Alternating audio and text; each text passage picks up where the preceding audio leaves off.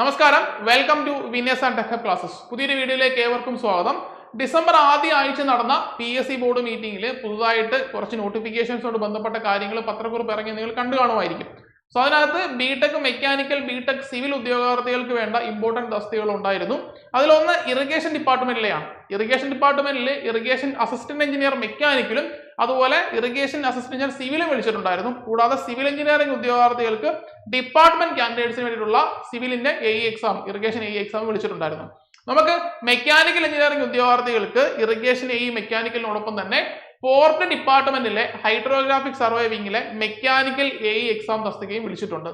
So വളരെ മികച്ചൊരു അവസരമാണ് നമ്മുടെ മുന്നിൽ വന്നിരിക്കുന്നത്. നോട്ടിഫിക്കേഷൻസ് നമ്മുടെ പ്രൊഫൈലിൽ ആക്റ്റീവായിട്ട് വന്നിട്ടില്ല. ഡിസംബർ മാസത്തിൽ ഗസറ്റിൽ പബ്ലിഷ് ചെയ്യും. ഇതോടൊപ്പം തന്നെ ഡിസംബർ മാസത്തിൽ ഇനിയും നോട്ടിഫിക്കേഷൻസ് വരാം. നിങ്ങൾ PSC സ്ഥിരമായിട്ട് നോക്കുന്ന ആളാണെന്നുണ്ടെങ്കിൽ നിങ്ങൾക്ക് അറിയാം, ഡിസംബർ മാസം എന്ന് പറഞ്ഞാൽ ബൾക്ക് നോട്ടിഫിക്കേഷന്റെ മാസമാണ്. ഡിസംബറിലെ അവസാനത്തെ എല്ലാ തിങ്കളാഴ്ചകളിലുമാണ് PSC ബോർഡ് മീറ്റിംഗ് തീരുമാനങ്ങൾ വരുന്നത്, ബോർഡ് മീറ്റിംഗ് കൂടുന്നത്. സോ ഡിസംബറിലെ ഇനിയുള്ള അടുത്ത തിങ്കളൊക്കെ ഉണ്ട്. ആ തിങ്കളാഴ്ചയൊക്കെ ബോർഡ് മീറ്റിംഗിൽ പുതിയ നോട്ടിഫിക്കേഷൻസ്, അതായത് ഇയർ മാറുന്നതനുസരിച്ച് വയസ്സ് കൂടുമ്പോൾ നമുക്ക് അപ്ലൈ ചെയ്യാൻ പറ്റത്തില്ല. അത് ഒഴിവാക്കാനായിട്ട് ഡിസംബറിൽ ബൾക്ക് നോട്ടിഫിക്കേഷൻ സാധാരണ വരുന്നതാണ്. സോ ഇനി വരുന്ന തിങ്കളാഴ്ചകളിലും PSC ബോർഡ് മീറ്റിംഗിൽ പുതിയ നോട്ടിഫിക്കേഷൻസ് വരാം. നമ്മൾ വെയിറ്റ് ചെയ്തിരിക്കുന്ന വാട്ടർ അതോറിറ്റി റാങ്ക് ലിസ്റ്റ് 2 വർഷം കഴിഞ്ഞതാണ്. അതിനെക്കാട്ടി വളരെ ഉപരിയായിട്ട് വാട്ടർ അതോറിറ്റി ഓപ്പറേറ്റർ തസ്തികയും ഇനി വിളിക്കാനുള്ള നോട്ടിഫിക്കേഷൻ വരാനുള്ള നമ്മൾ എക്സ്പെക്ട് ചെയ്യുന്നതാണ്. ഒരു പക്ഷേ ചിലപ്പം ഈ മാസത്തിൽ ഇന്ന് നടക്കുന്ന PSC ബോർഡ് മീറ്റിംഗിൽ അതിന്റെ തീരുമാനങ്ങൾ വേണമെങ്കിൽ വരാം. അതുപോലെ തന്നെ നമുക്കിപ്പം മെക്കാനിക്കൽ ഉദ്യോഗാർത്ഥികൾക്ക് അപ്ലൈ ചെയ്യാൻ പറ്റിയ ഒരു ഓവർസിയർ എക്സാം ഉണ്ട്. അതായത് ഇറിഗേഷൻ ഡിപ്പാർട്ട്മെന്റിലേക്കും ഹാർബർ ഡിപ്പാർട്ട്മെന്റിലേക്കുമുള്ള ഓവർസിയർ എക്സാമുകളും ഗ്രേഡ് 2, ഗ്രേഡ് 3 എക്സാമുകളും നോട്ടിഫിക്കേഷനും ഇപ്പോഴത്തെ നമ്മുടെ പുതിയ നോട്ടിഫിക്കേഷൻ ഇറങ്ങുമ്പോൾ അതിനകത്ത് ഉണ്ടാവും. അതുപോലെ തന്നെ മെക്കാനിക്കൽ സിവിൽ ഉദ്യോഗാർത്ഥികൾക്ക് വേണ്ടിയിട്ടുള്ള നമ്മളുടെ കേരള വാട്ടർ അതോറിറ്റി ഗ്രേഡ് 2 എക്സാമിന്റെ നോട്ടിഫിക്കേഷനും പ്രസിദ്ധീകരിക്കാൻ തീരുമാനമായിട്ടുണ്ട്. സോ അത് നേരത്തെ സിലബസ് ഇല്ലാത്ത എക്സാം ആണ്. നമ്മൾ നേരത്തെ പറഞ്ഞ ഓവർസിയർ മെക്കാനിക്കലിലെ ഇറിഗേഷൻ ആണെങ്കിലും ഹാർബർ എഞ്ചിനീയറിംഗ് ഡിപ്പാർട്ട്മെന്റ് ആണെങ്കിലും സിലബസ് ഉണ്ടായിരുന്നതല്ല. അതുപോലെ തന്നെ വാട്ടർ അതോറിറ്റി ഗ്രേഡ് 2നും സിലബസ് ഇല്ല. വാട്ടർ അതോറിറ്റി ഗ്രേഡ് 2ന് മിക്കവാറും വാട്ടർ അതോറിറ്റി ഗ്രേഡ് 3യുടെ സിലബസ് തന്നെ ആയിരിക്കും വരാൻ ചാൻസ് ഉള്ളത്. ITA മെക്കാനിക്കൽ സിവിൽ ഉദ്യോഗാർത്ഥികൾ അപ്ലൈ ചെയ്യുന്ന പോസ്റ്റ് ആയതുകൊണ്ട് ആദ്യമായിട്ട് സിലബസ് ഇറക്കിയത് ഗ്രേഡ് 3ക്കായിരുന്നു. സോ ആ സിലബസ് തന്നെ ആയിരിക്കും മിക്കവാറും ഫോളോ ചെയ്യുന്നത്.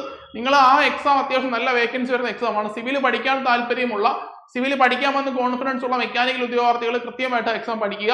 ആ എക്സാമിനകത്ത് അത്യാവശ്യം നല്ല വേക്കൻസി വരും. നമ്മൾ ഈ പറയുന്ന ഇറിഗേഷൻ മെക്കാനിക്കൽ ഓവർസിയർ ആയാലും ഹാർബർ മെക്കാനിക്കൽ ഓവർസിയറിനെക്കാട്ടിയും തസ്തിക കൂടുതൽ വേക്കൻസികൾ വരുന്നത് തീർച്ചയായിട്ടും വാട്ടർ അതോറിറ്റി ഗ്രേഡ് 2 എക്സാമിനായിരിക്കും. പക്ഷെ നിങ്ങൾ സിവിൽ പഠിക്കണം, എങ്കിൽ മാത്രമേ നമുക്ക് അത് ക്രാക്ക് ചെയ്യാൻ വേണ്ടി പറ്റത്തുള്ളൂ. നമുക്കിനി തിരിച്ചു വരാം. നമ്മളുടെ ഇറിഗേഷൻ മെക്കാനിക്കലോടൊപ്പം തന്നെ പോർട്ട് ഡിപ്പാർട്ട്മെന്റിലെ ഹൈഡ്രോഗ്രാഫിക് സർവൈവിംഗിൽ ഒരു മെക്കാനിക്കൽ തസ്തികയുണ്ട്. ഇപ്പോൾ ഒഴിഞ്ഞു നടക്കുവാണ്. ആ ഒരു പോസ്റ്റിലേക്കുള്ള നോട്ടിഫിക്കേഷനും ഇതിനോടൊപ്പം തന്നെ ഉണ്ടാവും. സോ നമുക്ക് നോക്കാം ഇതിനകത്ത് നമ്മൾ കഴിഞ്ഞ വട്ടം നടന്ന എക്സാം എങ്ങനെയായിരുന്നു എന്നൊക്കെ നോക്കാം. കഴിഞ്ഞ തവണ ഇതിന്റെ എക്സാം നടന്നത് ഇറിഗേഷൻ ഒപ്പം തന്നെ നമ്മുടെ ഫാക്ടറീസ് ആൻഡ് ബോയിലേഴ്സ് ഗ്രേഡ് 2 എന്ന് പറഞ്ഞ ബിടെക് ലെവൽ എക്സാമ്പിൾ ഒരുമിച്ച് കമ്പൈൻ ചെയ്താണ് നടന്നത്. രണ്ടിനും കോമൺ ആൾക്കാരായിരുന്നു അതിന്റെ റാങ്ക് ലിസ്റ്റിൽ ഉണ്ടായിരുന്നത്. അന്ന് കുറേ ലെറ്റർ ഒക്കെ എഴുതിയതാണ് റാങ്ക് ലിസ്റ്റ് വലുതാക്കണം. കാര്യം എല്ലാവരും ആദ്യം കിട്ടുന്നവരൊക്കെ മിക്കവാറും നമ്മുടെ ഫാക്ടറീസ് ആൻഡ് ബോയിലേഴ്സ് കയറിപ്പോവും. റാങ്ക് ലിസ്റ്റ് നാളെ എടുക്കാൻ കിട്ടത്തില്ല എന്നൊക്കെ പറഞ്ഞു. അതേപോലെ ഒരു 1 ഇയർ കഴിഞ്ഞപ്പോൾ തന്നെ റാങ്ക് ലിസ്റ്റ് ഏകദേശം എക്സോസ്റ്റ് ആവുന്ന അവസ്ഥയാണ്. 17 പേരാണ് ആകെ റാങ്ക് ലിസ്റ്റിലുള്ളത്. ഈ 17-നകത്ത് 15 പേരെ ഇപ്പോൾ ഓൾറെഡി എടുത്തു കഴിഞ്ഞു. ഓൾറെഡി എടുത്തുകൊണ്ട് 15 തസ്തികയോടെ ഉണ്ടെന്നല്ല അർത്ഥം. ഇവർ കയറിയ ആൾക്കാരൊക്കെ ഇതിൽ നിന്ന് മാറി നമ്മുടെ ഫാക്ടറീസ് ആൻഡ് ബോയിലേഴ്സ് ഗ്രേഡ് 2 മാറിപ്പോയി. അതുകൊണ്ട് 17 പേരുള്ള ഈ ലിസ്റ്റിൽ 15 പേരെ തന്നെ ഇപ്പോൾ എടുത്തു കഴിഞ്ഞു. ഇനി അങ്ങോട്ട് വരുമ്പോൾ റിട്ടയർമെന്റ് വേക്കൻസിക്ക് ഒന്നും എടുക്കാൻ ആളില്ലാത്ത അവസ്ഥയാണ് റാങ്ക് ലിസ്റ്റ്. അതുകൊണ്ടാണ് നോട്ടിഫിക്കേഷൻ പെട്ടെന്ന് വന്നത്. അപ്പൊ ഇതിനകത്തൊരു കാര്യം എന്ന് പറഞ്ഞാൽ, നിങ്ങൾ വിചാരിക്കും വേക്കൻസി കുറവല്ലേ, 10 വേക്കൻസിയിലുള്ള 5 വേക്കൻസി ഉള്ളൂ എന്ന് പറഞ്ഞാൽ കഴിഞ്ഞ വട്ടം ഇതുപോലെ തന്നെ ആയിരുന്നു. വളരെ വേക്കൻസി കുറവാണെന്ന് പറഞ്ഞാൽ മിക്ക ആൾക്കാരും സ്കിപ്പ് ചെയ്തൊരു എക്സാമാണ്.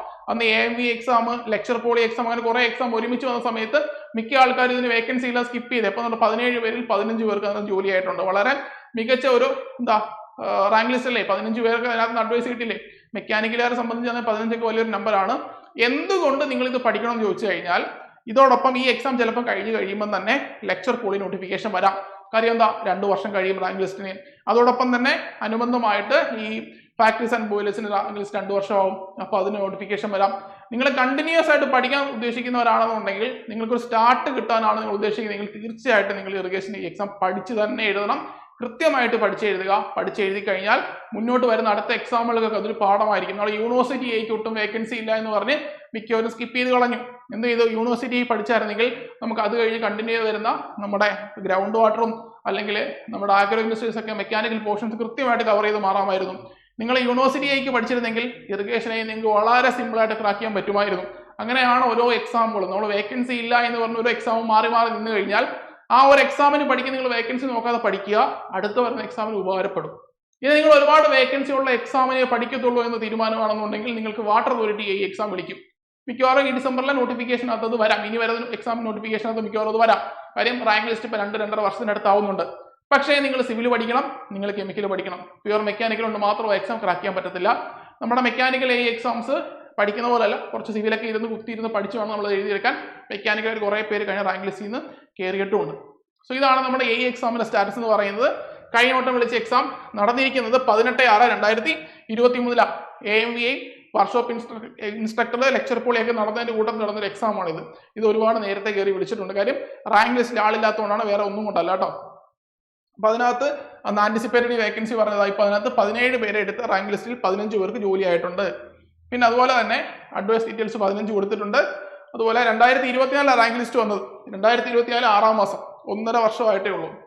ഇനി ഇതോടൊപ്പം തന്നെ നടന്ന മറ്റൊരു എക്സാമാണ് inspector of factories and boilers grade 2 എന്ന് പറഞ്ഞ എക്സാം. അതിനും സെയിം എക്സാം, രണ്ടും ഒരുമിച്ച എക്സാം നടന്നിരിക്കുന്നത്. അതിനകത്തുനിന്ന് 5 വേക്കൻസിയാണ്, 5 അഡ്വൈസ് ആണ് അതിനകത്ത് പോയിരിക്കുന്നത്. രണ്ടിലും കോമൺ കാൻഡിഡേറ്റ്സ് ആയതുകൊണ്ട് ആദ്യം ഇറിഗേഷനിൽ കയറിയ ആൾക്കാർ മാറി അങ്ങോട്ട് കയറി. ഒരു മോസ്റ്റ് പ്രോബബിൾ എല്ലാവരും തന്നെ കോമൺ കാൻഡിഡേറ്റ്സ് ആയിരുന്നു അതിനകത്ത് ഉണ്ടായിരുന്നത്. സോ ഇതാണ് നമുക്ക് വന്നിരിക്കുന്ന 2 എക്സാമുകൾ. കൃത്യമായിട്ട് തന്നെ ഈ എക്സാം ഫോക്കസ് ചെയ്ത് പഠിക്കുന്നവർക്ക് വേണ്ടിയിട്ട് നമ്മൾ പുതിയ ബാച്ച് സ്റ്റാർട്ട് ചെയ്യുകയാണ്. നമ്മുടെ ബാച്ചിന്റെ പ്രത്യേകതകൾ: സ്റ്റുഡിയോ റെക്കോർഡ് ക്ലാസ്സുകൾ നമ്മുടെ ഫാക്കൽറ്റീസിന് നിങ്ങൾക്ക് കാണാം. ക്ലാസ് ആപ്പ് ഡൗൺലോഡ് ചെയ്യാമെങ്കിൽ ഡെമോ ക്ലാസ് കണ്ടു നോക്കാം. നിങ്ങൾക്ക് ഫീഡ്ബാക്ക് അന്വേഷിക്കാം. ലൈവ് റെക്കോർഡ് സെഷൻസ് ഉണ്ടാവും. അതുപോലെ ഡൗട്ട് ക്ലിയറൻസ് സെഷൻസ് ഉണ്ടാവും. MCQ ഡിസ്കഷൻസ് ഉണ്ടാവും. അതുപോലെ തന്നെ നോട്ട്സ് ആണ് ഉണ്ടാവുക. നമുക്ക് പ്രീവിയസ് ക്വസ്റ്റ്യൻസ് എല്ലാം തന്നെ കവർ ചെയ്യുന്ന രീതിയിൽ അതിനകത്ത് ഇഷ്ടം പോലെ ക്വസ്റ്റ്യൻസ് വർക്കൗട്ട് ചെയ്തിരിക്കുന്നത്, നമ്മൾ ഡീറ്റെയിൽ ബോർഡ് ഷൂട്ട് ചെയ്തിരിക്കുന്ന MCQ ഡിസ്കഷൻസ് ഇഷ്ടം പോലെ അതിനകത്ത് ഉണ്ടാവും. അതുകൂടാതെ എക്സാമുകൾ കൃത്യമായിട്ട് അതിനകത്ത് തന്നെ ഓരോ ഫോൾഡറിൽ നമ്മൾ എക്സാംസും ആഡ് ചെയ്തിട്ടുണ്ടാവും. നമ്മളോടൊപ്പം ചേർന്ന് പഠിക്കാൻ താല്പര്യമുണ്ടെന്നുണ്ടെങ്കിൽ നമ്മുടെ താഴെ കാണുന്ന നമ്പറിൽ കോൺടാക്ട് ചെയ്യാം. ഇത് കൂടാതെ എക്സാമും അപ്കമിങ് എക്സാംസുമായിട്ട് ബന്ധപ്പെട്ട് നമ്മൾ ഒരു ഡൗട്ട് ക്ലിയറൻസ് സെഷൻസ് നടത്തുന്നുണ്ട്. നിങ്ങൾക്കുള്ള ഡൗട്ടുകൾ നമ്മുടെ വാട്സപ്പിൽ അയക്കുകയോ നമ്മളോട് ബന്ധപ്പെട്ട സോഷ്യൽ മീഡിയ പേജിൽ നിങ്ങൾ എഴുതി ചെയ്താൽ മതി. നമ്മൾ തുടർന്ന് ഒരു 2 ദിവസം കഴിയുമ്പോഴത്തേക്ക് നമ്മളൊരു പുതിയൊരു സെഷനുമായിട്ട് വരുന്നുണ്ട്. ആ സെഷനിൽ നിങ്ങൾ ചോദിക്കുന്ന ക്വസ്റ്റ്യൻസിനെല്ലാം നമ്മൾ ആൻസർ തരുന്നതായിരിക്കും. അപ്പം ഇതുമായിട്ട് ബന്ധപ്പെട്ട് കൂടുതൽ ഡീറ്റെയിൽസിന് നിങ്ങൾക്ക് ധൈര്യമായിട്ട് നമ്മുടെ വാട്സപ്പിൽ കോൺടാക്ട് ചെയ്യാവുന്നതാണ്. ക്ലാസ്സുകൾ കണ്ടു നോക്കാൻ വിന്നേഴ്സ് എഡ്യൂടെക് എന്ന് പറയുന്ന നമ്മുടെ ആപ്പ് ഡൗൺലോഡ് ചെയ്യുക, അല്ലെങ്കിൽ winnerstechexam.com സൈറ്റിൽ കയറി കഴിഞ്ഞാൽ ഡെമോ ക്ലാസ്സുകൾ കാണാൻ പറ്റുന്നതായിരിക്കും. സോ മറ്റൊരു വീഡിയോയിൽ കാണാം. തൽക്കാലം നിർത്തുന്നു. Thank you.